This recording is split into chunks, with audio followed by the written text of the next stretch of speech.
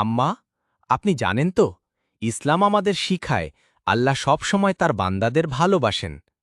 আমাদের জীবনে যত কষ্টই আসুক না কেন, ধৈর্য ধরলে আল্লাহ তার উত্তম প্রতিদান দেন। বাচ্চারা, জানো কি, নামাজ শুধু ফরজ নয়, এটা আমাদের মনকে শান্ত করে, চরিত্রকে সুন্দর করে।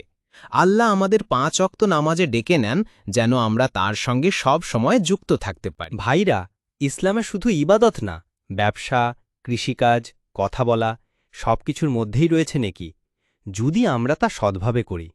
আল্লাহর ভয়ে রেখে কাজ করলেই জীবনে শান্তি। ভাই, আপনি কঠোর পরিশ্রম করে যে মাছ ধরেন তা যদি হালাল পথে হয় তবে সেটিই আপনার জন্য ইবাদত হয়ে যায়।